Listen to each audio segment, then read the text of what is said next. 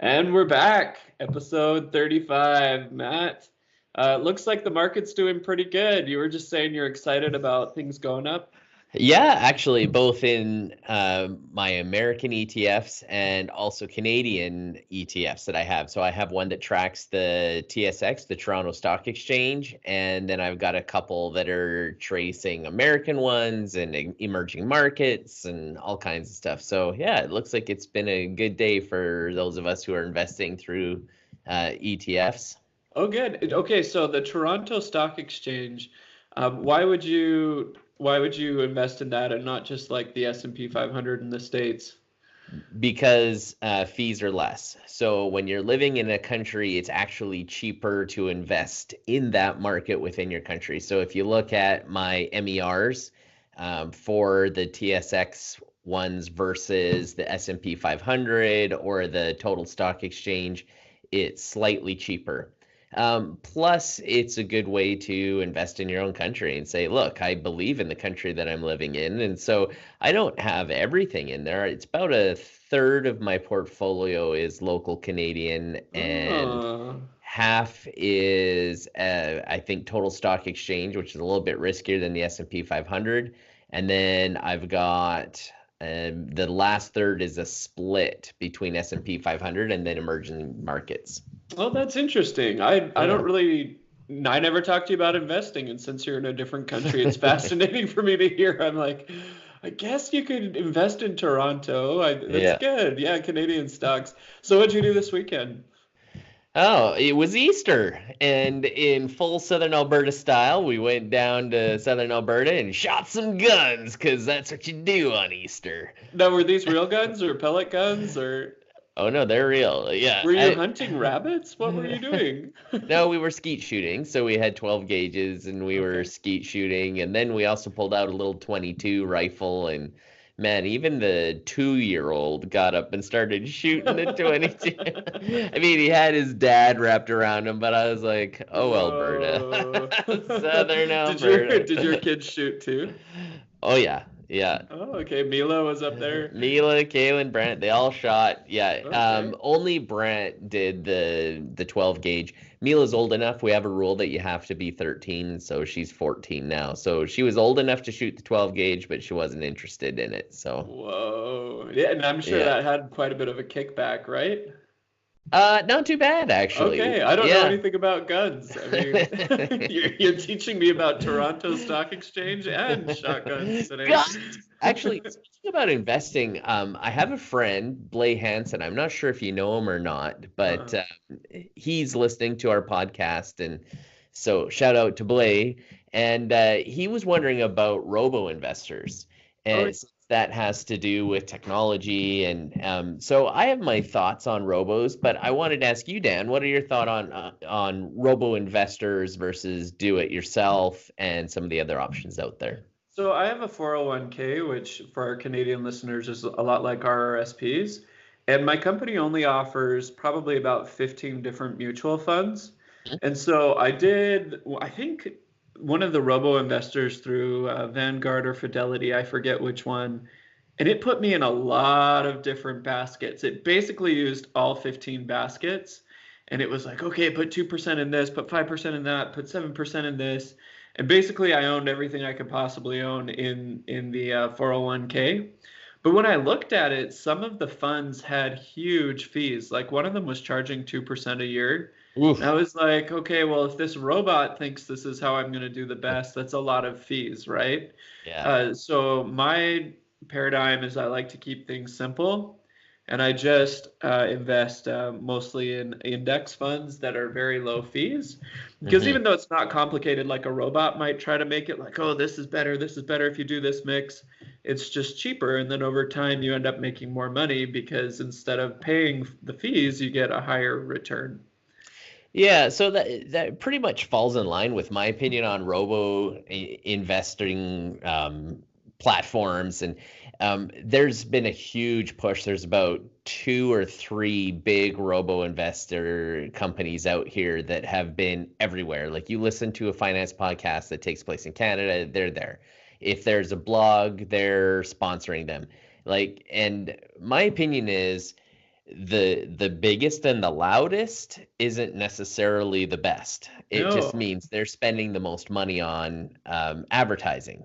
Well, and it's such a coined word right now. Like, do you remember when everything was about the cloud? Like, Yeah. ooh, Oh, we've got Microsoft robo Cloud. I'm investors. doing Yeah. this on the cloud. Like, everyone Yeah. was all about that. And this is robo investors. And then all of Yeah. the baby boomers are like, oh, I heard the coined word, robo investor. I better invest. Yeah. I Yeah. think you can get caught up in what's trending.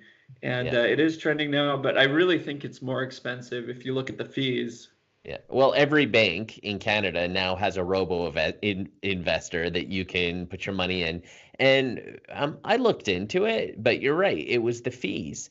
And I looked at it and I said, okay, most robo investors will charge you half a cent to a whole cent to manage your portfolio. Or a percent, I should say, not cent. It's a percent. And that's a huge MER. So, Well, it is because especially if the yeah, mutual funds or ETFs are also charging you. So you've got this on robot that's top. charging you on top of it. Yeah. Here's the thing. If you were using a real person as an investor before, this is a little bit cheaper because typically a real person's going to take a whole percentage off of the top. Yeah. Or they'll take 5% when you buy it with, the A and B shares. So it is cheaper than an actual person. But look, if you have an actual person, it's better because when the market's down, a robot's not going to tell you to not sell, where a real Yeah. person is going to slap you in the face and say, keep it in the market. And that's really the type of thing that you need. Well, mostly all these robo investing machines do is they don't say, oh, this one's hot, buy or sell, or they don't do that at all. From what I've read, they mostly just rebalance your portfolio. That's what they did for me too, Right. but they were balancing it with things that were charging me 2% a year. Yeah. And somebody went in and programmed it and said, rebalance with this, this, this, this, this. And really, if you take the time to rebalance your own portfolio, then that does two things for you. Number one, it saves you the fees we just talked about. And second of all, it also helps you understand what's happening in your portfolio. So if you want to completely hands off, I don't want to touch it, okay, maybe that percentage is worth it to have a robot automatically rebalance your portfolio. But personally, for myself, hey, you know what? Once a quarter, I'm going to take a look at it and I'm going to say, oh, wow, my emerging markets are doing really well. It's time to sell some of those and perhaps buy in an area that's not doing as well. Like rebalancing forces you to buy low, sell high. Right. Right? Yeah. That's the whole point of rebalancing. And so some people say, well, if we can automate that and sell it to people, then it's even more hands off. But personally, I like to see what's happening. And second of all, I don't think it's totally worth that percentage point because you compound it over the decades, that percentage point actually ends up costing you a lot of money. So Yeah. that's just Yeah, my like hundreds of opinion. thousands. Yeah. Yeah. Well, over 30 to 40 years, it costs Yeah. a ton of money. Well, that's cool. And I heard you guys tried out a new hot tub down south. Oh yeah, yeah. My brother-in-law bought a lovely hot tub and man, so many different massage jets and he had this lounger one where he must have had like 20 massages hitting my legs and my feet. So, does this have a Bluetooth speaker too? Oh yes, it does. Oh, cool. It's totally bugged the neighbors when you crank it up. Yes. Remember when mom turned 40? Maybe you don't, but it was hilarious. So remember how we had that hot tub in the backyard that never worked? Uh-huh. The one that dad brought over from one of the neighbors, and it Is was that where you got it? He stole it from one of the neighbors? the neighbors moved and owed him money for some of the legal work that he did. And so Really? Yeah. you brought that over, Joe, me, dad, you probably helped out too. And we pulled it over plank by plank and then put it back together. Oh But my because gosh. a cedar hot tub, the seal had been lost. And there were ways we could have fixed it, but we never did. Well, when mom turned 40, her friends showed up. So we're talking like the Princes and the Jacksons, and there are some few other ones. And because mom's from California, they cranked up the Beach Boys. So like ready for bed, and all of a sudden mom hears like California girls going. She's like, Daryl, somebody's in our backyard. What's going on? And then open it up, there's all their friends in their swimsuits and the dry hot tub with the music going. That's so great. And it's funny how we had that hot tub back there for years without filling it. We tried Yeah. to seal it a few times, and we tried to seal it and reseal it, but we really just needed to either put new cedar in it or put a liner. And anyways, Here's that's the question. What happens when a Harker actually gets a hot tub? I feel like it's always a tease, or there's an almost hot tub always in the back, but never a real one. you're the closest to it, Dan. You're the closest. Yeah, time's going to fold over on its side when it happens. That's going to be something To party that gets insane. better every week. So I think you're the most likely to get a hot tub. Okay, so I want to talk about this news. I saw that you have a few articles about Tesla, and I've noticed on YouTube that everyone really likes the Tesla talk. Yeah. So there's this new automated thing that's coming out. Tell me about that. You know what? I don't know if you took time to watch it. I tried and I started to fall asleep. So I was like, fully automated, go to sleep. So basically, what it was is this was an investor report, and Elon Musk is under pressure. And he's under pressure because their margins are down. They're selling less Model S's and Model X's than they have in the past. And that's because rumor is they're going to come out with a new model. I mean, those vehicles have been around for a while, especially the Model S, without any changes to the body and the styling.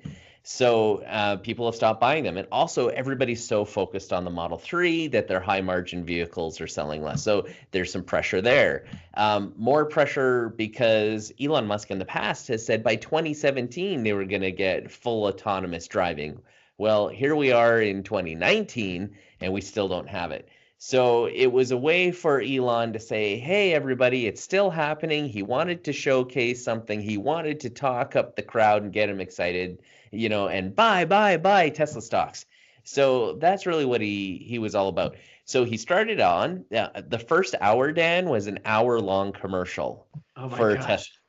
So if you get excited to watch cars drive around on speed tracks and snow, I mean, it's great for a 30-second ad or even a 4 or 5 minute really awesome video. But Dan, an hour? Like it was like every bit of promotional video footage that they'd filmed over the last 10 years. And I don't know if they were just late getting on, like, because the guy who kicked it all off was like, oh, sorry, we're late. So anyways, I didn't watch all that. But they kicked it off. Elon talked a little bit about the vision that he has for Tesla, and then he turned it over to, let's see if I even wrote down his name. Looks like I did. Oh, yeah, Anjrey Karpathy. He's the head of artificial intelligence. And he basically got into Tesla's strategy that they have for what they call fully self-driving, or FSD. And Tesla's taken a different tactic to FSD, or fully self-driving, than companies like Waymo, or what are some of the other ones that are out there? Mobileye, Audi. Those are the ones that are the furthest ahead, and they use LIDAR. And LIDAR is basically laser radar 3D mapping. I've got LIDAR on my robot, my Roomba vacuum cleaner. Oh, no way, really? Not a Roomba, it's actually a Xiaomi that I have. Yeah, so Rosie, that's her name, my robot that vacuums. She has LIDAR. Like, it just spins around and sends out lasers and then does 3D mapping. So Elon literally said anybody who relies on LIDAR is setting themselves up for failure. Actually, if I'm going to say literally said, I'm going to quote him. So he claims that there is no future in LIDAR. He says they're, quote, just points in space, and anyone relying on LIDAR is doomed. And okay. So he considers it a crutch. So if you've got this 3D mapping going on out there, then it's just a crutch, and that's really what the competition's focused on. They still have some optical cameras and sensors, but really that's where Tesla's focused. They are focused on the optical cameras and the sensors, and so they've got them all around the vehicle, and they claim to have full 360. And he says this is better, and Elon's reason for it, as well as Anjrey Karpathy, he says the roads are made for visual input. Humans are visual. That is how we drive. We are optical. We drive, we look, we see. That is how we drive. And he says that is how FSD, or fully self-driving, capabilities are going to come around. So I somewhat agree, because speed signs are optical. They don't have an RFID chip that when you drive by, it's like, oh, now slow down, right? Like it's all based on optical. Same with painting traffic lines on the road, understanding whether you're on the right road or not, or when your turn's coming up, it's all optical.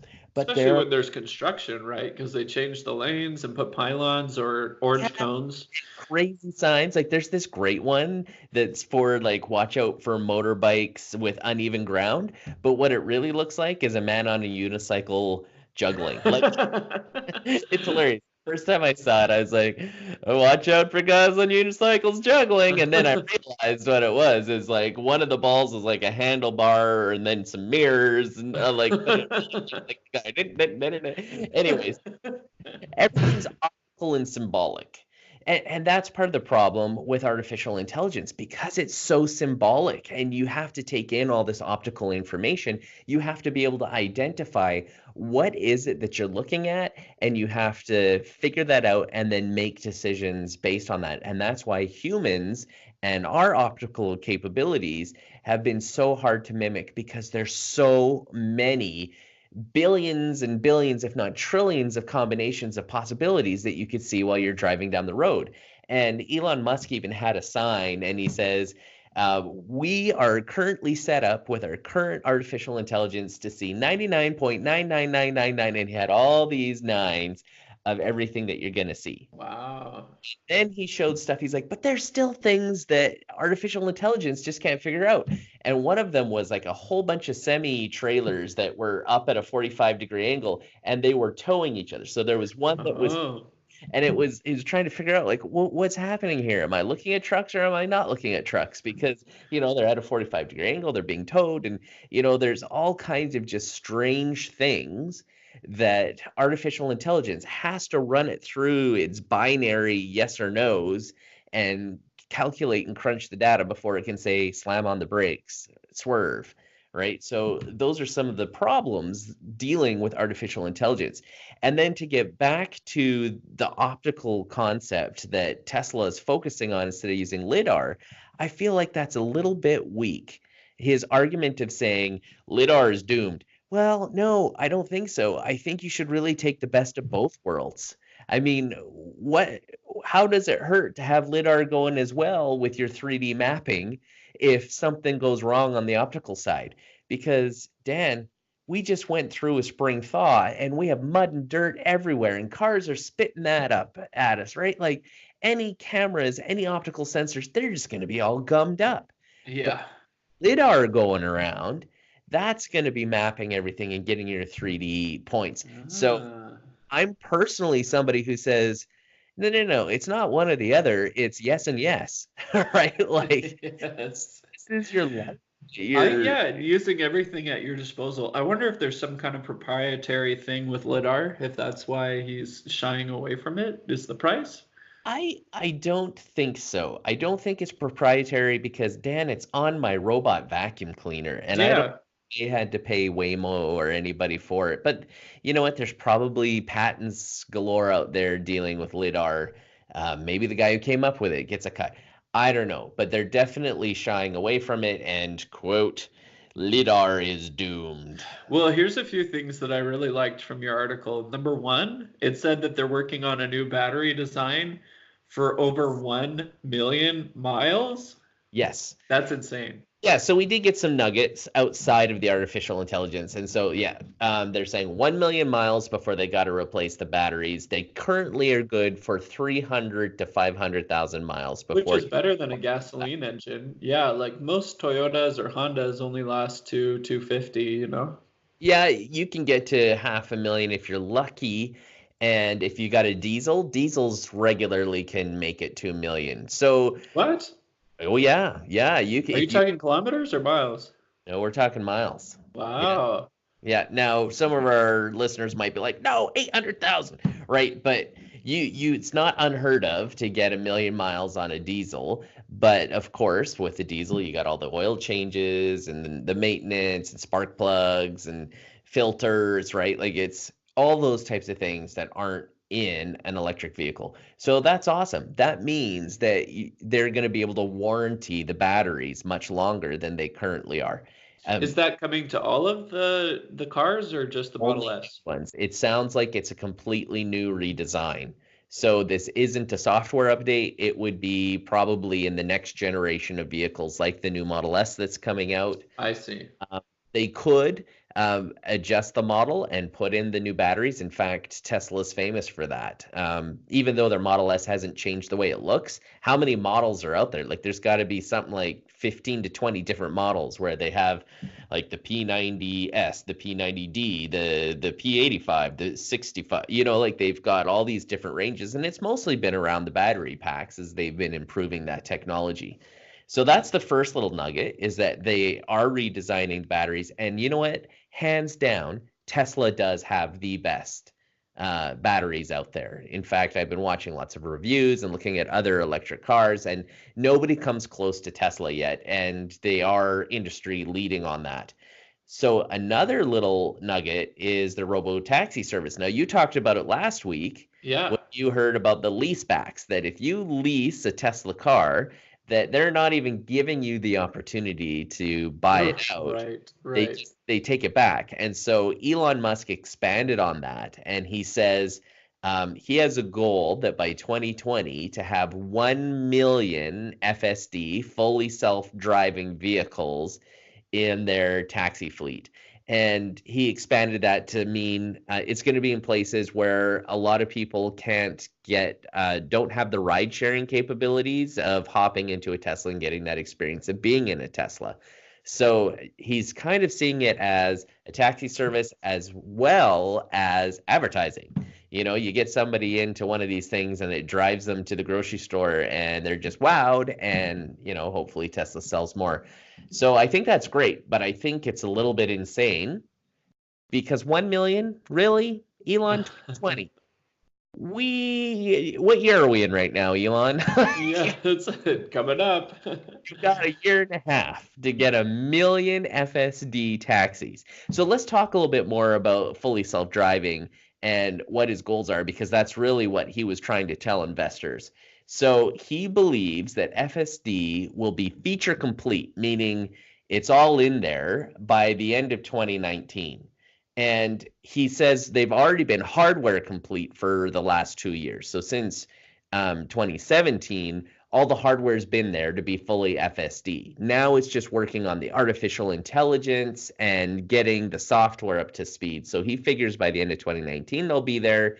By Q2 of 2020, he says drivers won't need to pay attention. So does that mean FSD? I don't know. Is that fully self-driving if I'm not paying attention? I would assume so, because right now they're like, put your hand on the wheel. Like every 30 seconds or so, you got to put your hand on the wheel. And then he says he's hoping to have full U.S. government approval, not statewide. Wow. U.S. government approval by the end of 2020. And I think that's why he's hoping to have 1 million leasebacks ready to be fully autonomous by the end of 2020. To kick out Uber, huh? I'm going to say, no way, Elon. You're not going to have 1 million. Is he going to get the fully self-driving approval from the government? Perhaps by the end of 2020, but he's not going to have 1 million. But it would still be cool, and I wish him the best in it, because I think fully self-driving is awesome. Think about all the seniors, the ride-sharing capabilities. I think it's really going to change the way we look at ownership of vehicles. And the roads and the way how cities are built and constructed. I really hope it happens. But I still have in the back of my mind that kid that was watching Harry Potter while he was having the autonomous driving going, and then his Tesla slammed right into a truck because it was shiny. It was one of those shiny mirror trucks, Yeah. Slammed right into the back and died. So, I mean, I just don't know if I trust it yet.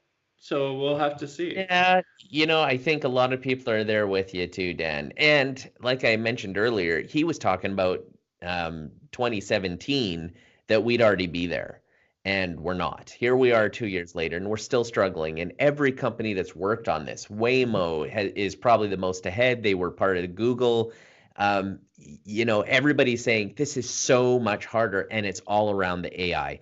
And that's really what Elon Musk focused on, was the AI. Once he tried to tell everybody LIDAR's garbage, then he really focused on what they're doing. And you know what? They are, from what I can tell, and I'm a layman on this, I'm by no means an expert on artificial intelligence and self-driving vehicles, but it sure does seem like Tesla is way ahead of everybody, at least in what they're allowing people to do.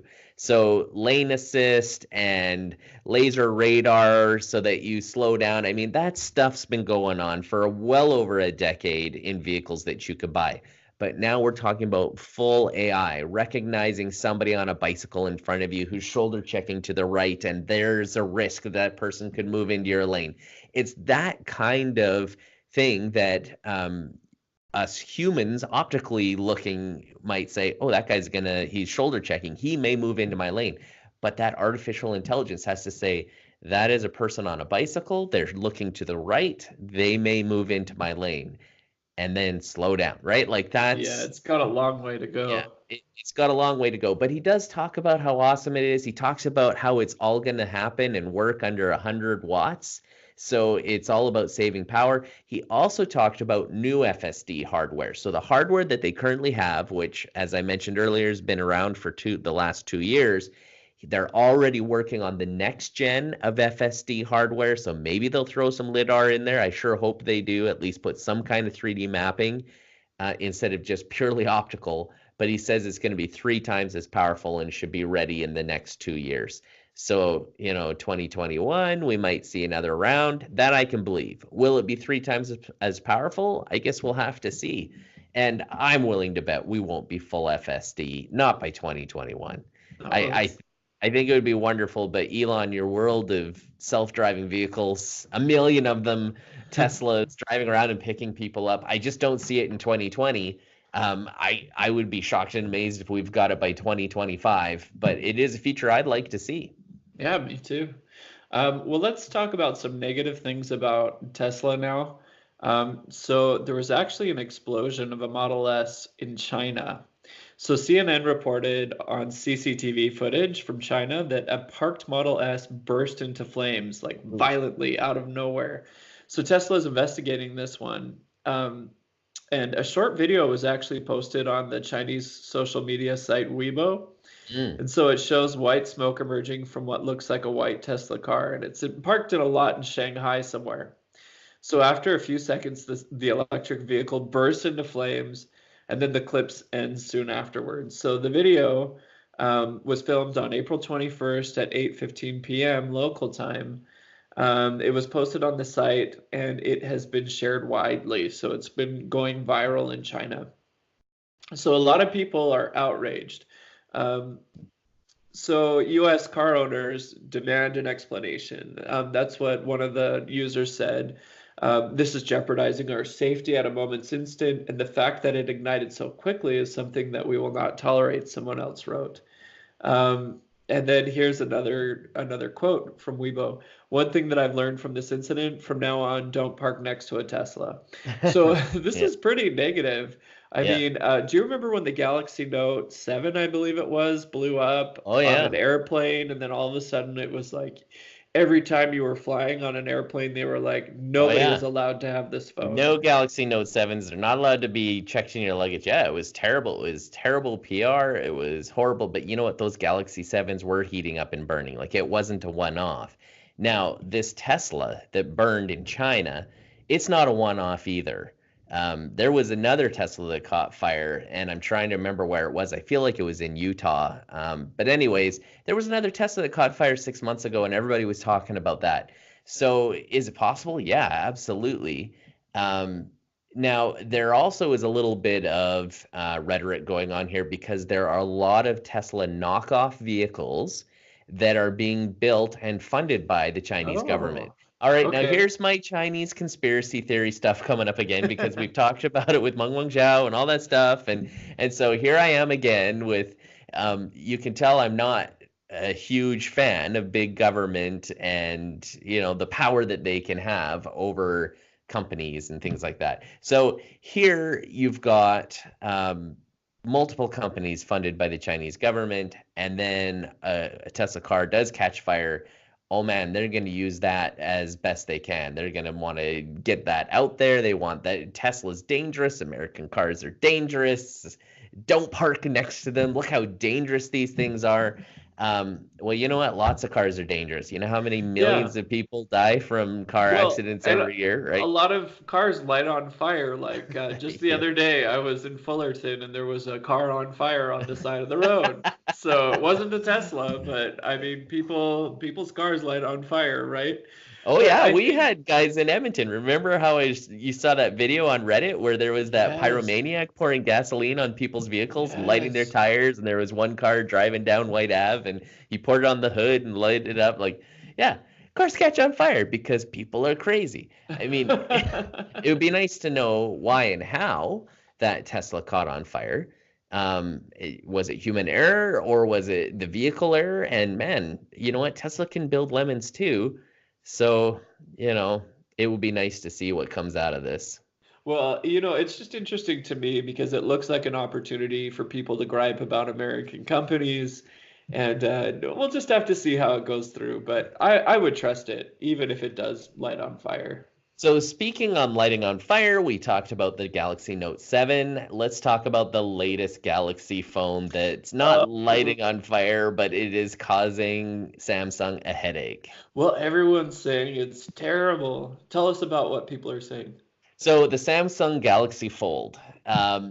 I was so excited to see this phone come out, not because I'm in the market for this one. It's I'm like actually, $2,000, right? yeah, I'm actually in the market. I'm looking at a Poco phone, and the F2 is coming out probably next week or the week after. So we're Wait, kind of what's the looking. name of the phone? Poco phone. Remember the Poco phone? We talked about it probably last summer. And anyways, it's a Xiaomi phone. But Okay, let's get into Samsung and then we'll talk about the phones that are coming out because there's some fun stuff there too. So sure. the Samsung Galaxy Fold, that's the one that starts out and it opens and it protects the middle and the main screen opens up and it's this beautiful tablet. It's fantastic. It's wonderful. And the first day that all the reviewers got their units, they all gave glowing reviews. Like I was on YouTube and I saw Marquise Brownlee. I saw probably two or three of the top YouTubers that do phone reviews all saying, this is amazing. This is revolutionary. Look how beautiful and how wonderful it is. CNET as well. I was on CNET watching their review and everybody's just wowed and amazed. And they're like, for the first of its kind, the software is integrated. It's fantastic. All this multi-functioning and switching from one screen to the next, all the cameras, everything's beautiful rainbows and butterflies. And then The next day. it was 2 days. So 2 days after getting the review, one of the reporters says, "Hey, man, it's 2 days later, and my review unit's completely useless." And that was Mark Grumman from Bloomberg. And so he says it's completely unusable. Now it looks like on the screen, the inside screen, when you open it up, it looks like there is a screen protector on it. And so a lot of people, just like when you get a new unit, you peel off the screen protector that it comes that was protecting it in shipping so that you've got that beautiful screen experience without anything dulling it or filtering light. Well, it turns out that film that people were peeling off, or these reviewers were peeling off, actually was part of the phone. So Oh Marquise no. Brownlee started to do that, and he actually showed on one of his videos that where he stopped peeling it, it was all black from where he peeled it, and then where he stopped peeling it, the screen was perfectly fine. So not just him, but a few others had the same problem where they're like, "Oh, screen protector, let's peel this off." So if it was as simple as that, Dan, I think Samsung could just say, "Hey guys, we're just going to put some new packaging that says don't peel this off. this this will ruin your phone." So Samsung could do that, but it sounds like it's bigger than that. Another one of the reviewers said that after a couple of days, he had a lump in the hinge.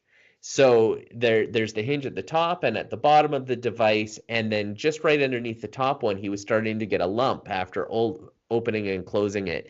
And Samsung's come out and said there was an issue with the hinge design specifically on his. So because of all this bad publicity and screens not working and peeling off protectors, and the lump is the most scary one, and then a crack came after the lump, now No. Samsung is saying, okay, whoa. They were originally going to release everything on the 23rd, which is today. So if I was in Korea, I should have been able to go and pick up my Samsung Galaxy Fold. They're now delaying it to April 26th, That's which is really only not a that. few days How are later. they going to fix all those peeling things in 3 days? Well, I don't think they're going to fix it. They're just going to warn people. So really, it's going out and getting the packages that they've already packaged and started shipping out to the stores, and they got to put a sticker on it. That's so Don't peel cheap. it. Yeah, well, someone's kid is going to peel it. I mean, if it's poking out, someone's going to peel it. Yeah, if it starts to peel off too, right? Like you're Yeah. just going to do that. So anyways, that's kind of the controversy, but a lot of people are saying, hey, remember the Note 7 and remember how bad this was, and oh, this is really bad for Samsung. Personally, I don't think it's that bad. If it was literally just down to that film that you're not supposed to peel off, that's an easy fix. Just tell people not to do it, and you've got a wonderful, beautiful phone/tablet, and it's the first of its kind. And just like the first reviews that came out, it's magical, it's wonderful, it's amazing. Now, all the reviewers are saying we have to wait and see how this wears. We're really concerned that it's a plastic screen instead of a glass one that folds. I mean, all those types of things. But the bigger concern is around the review unit that got the lump and then cracked. And that's really all about the design of the hinge. And I know that these companies literally open and close these phones. Like they should have done it something like 100,000 times or more to test the hinges and everything. And in fact, Huawei was getting sued, and it was part of the indictment against Meng Wanzhou for stealing that type of technology from an American company. I'm trying to remember which one it was. We already reported on it. So I mean, that kind of thing goes into rigorous testing. So it's kind of surprising that out of, let's say, 200 or 300 review units, you've already got one with a lump and breaking. You think they would have found that in their quality control and testing during design and things like that. So you could almost argue, did they rush it too soon? Right? Were they rushing it to try to become the innovator that they want everybody to see? Instead of, people have been accusing Samsung of copycatting iPhones and Apple. So they're trying to be the innovator, and being the first to market with a foldable phone. That's huge. That's amazing. I mean, we've seen Xiaomi, we've seen Sony Ericsson. Also, they're claiming to have one. I mean, there's lots of different foldable phones coming out, but Samsung's really going to be the first to market. And, let's see. So what do you think, Dan? Do you think that this is terrible and drastic? Is it another Note 7, or is it just a bump? Or what do you think? Do you think that... Well, let's think about it. I mean, honestly, that phone isn't something that's going to be mainstream. It's $2,000. Only big geeks are going to get it. Maybe some companies, right? Yeah, absolutely. And so this isn't something that's a huge disaster. Although, really, they should have had their ducks in a row before they released it. Because the worst thing you can do is release a poor quality product. Absolutely. That sticks on you. I mean, Samsung, they were already huge, and that's how they weathered the Note 7. But if you look at their stocks, Note 7 was not kind to them. When the rest of the tech market was on a bull run, they seriously took some major hits. Oh, man. So, yeah, let's talk really quick. I know we've got a little bit over time, but let's talk about some other phones that are coming out, because we've had some really neat leaks. So, Dan, I'm a big OnePlus fan. Okay. And I've owned a couple different OnePluses. My son Brant is using a OnePlus, and a OnePlus X, if anybody remembers that way back in the day. So the OnePlus 7 has had all kinds of leaks. And what's been confusing people is they've been seeing leaks of two very different phones. And it turns out, yes, there are two very different phones. And that was actually confirmed today, even though all the leaks made it very obvious. And so there's going to be a OnePlus 7, which will be the traditional flagship killer. So those who are listening, instead of watching on YouTube, I'm doing quotation marks for flagship killer, because that's how OnePlus was known. They came and grabbed like the latest chipset and tons of RAM and a pretty decent battery and crammed it into a cheap package and sold the phone for half the price of a flagship phone, right? Like they were coming in at $300 US when flagships were at $700-800. Now they're over $1,000. So that was their flagship killer thing. But slowly, as OnePlus's brand has become more and more popular and their fans are demanding more and more out of them, they've been putting more and more premium features into these phones. And so some would argue they're leaving the budget friendly and moving more into actual flagship territory. So what they've done is they've made two phones. The OnePlus 7 will remain in the mid-range. That's the one I would get, the cheaper bang one. for buck, Yeah, right? yeah. And then they have the OnePlus 7 Pro, which looks like it is going to be a flagship. But when you compare it to actual flagships, I'm hoping they're going to keep the price way down because it's still not going to have wireless charging. You know, new flagship phones are doing the two-way, right? It's also not going to be fully waterproof, whereas real new flagship phones, like if you're going to pay over $1,000 for, you want it to be waterproof. You want it to be waterproof. You want NFC. You want wireless charging. I believe they will have NFC, but no wireless charging, no waterproof. But here's what the Pro will come with. So the OnePlus 7 Pro will be 5G. That was just confirmed today by Carl Pei, who is the president of OnePlus. So it will be 5G, and it sounds like it is coming to the United States. So that's great. And it's going to be one of the first 5G phones you can pick up. Well, good luck if you have a network that you can use it on. It's also going to have a, quotation marks again, super fast screen. So what does that mean? People are assuming that means it's going to be a 90 hertz refresh rate. There are a few phones out there that beat that. Some go up to 120, but those are like the Lenovo Razer gaming phone, and there's another one that came with like a cooling docking station. But 90 is way faster. It's 33% faster than most flagship phones. So that sounds like it's going to be great. They also are going to have a curved display, very similar to what I've got here on my Note 9 Plus. So not Note, Galaxy 9 Plus. So that beautiful curved infinity screen is gorgeous, and I think it's great. Is it worth the extra money? Probably not. So then you can go down to the mid-tier phone, which is it's not going to have the curved screen, and it's going to have a little teardrop for the selfie camera. But apparently on the Pro, it's going to have a pop-up selfie camera. Cool. So that's been in the leaks. So full screen, bezel to bezel. You want to take a selfie, a little thing's going to pop up, a little camera's going to take your picture. Both are going to come with the Qualcomm 855. Looks like both are going to be close to the 4,000 milliamp battery. I know the Pro's going to have a micro SD capability for expansion. I'm not sure about the regular OnePlus 7, and they're both coming with Android Pie. So it looks great. We'll see what they're going to do. Now, OnePlus's biggest competitor, at least in this cheap space, is Xiaomi. And Xiaomi's got the Poco phone. So do you remember the Poco phone? No, I don't remember it, but Xiaomi's your vacuum cleaner, right? Oh, yes. And actually, I like Xiaomi. I think Xiaomi's a great company. I like OnePlus. I like Huawei. But I do get concerned like when a large government is in charge and calling the shots. So anyways, the Poco phone is huge in India. And so just like OnePlus started out in India and they said, hey, this is the target market we're going for. There are hundreds of millions of people here. Maybe they've even hit 1 billion in India. And everybody's got a phone there. And the phone is so central to their economy. This is the target market that they're going for. And that's how OnePlus got big. Xiaomi did it last year. The Poco phone was the #1 phone that was being bought in India. And they $300 Dan, they had the latest 845 chipset, liquid cooled technology. Wow. And the reviewer said, no, this thing's legit. It's not like, it literally has liquid cooling capabilities and it keeps that processor and the RAM and everything cool. And they're saying it's legit. And so plus a 400 milliamp battery. And that's really what they were focused on with the Poco phone. Let's get it for $300.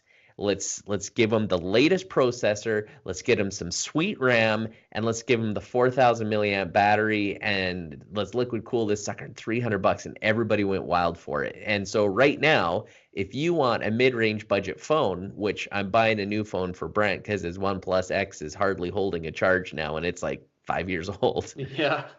That's kind of what you want. So the F1, Pocophone F1 is the one that everybody's raving about. And here we are almost a year later, and people still say this is the mid-range phone to beat, especially for price. Cool. And it looks like next week they're going to have an announcement on the Pocophone F2. So I'm looking forward to it. I like the price of that. That's awesome. Well, we better hit the road here. It's great to hear all this new technology news, and we will be back at you next week.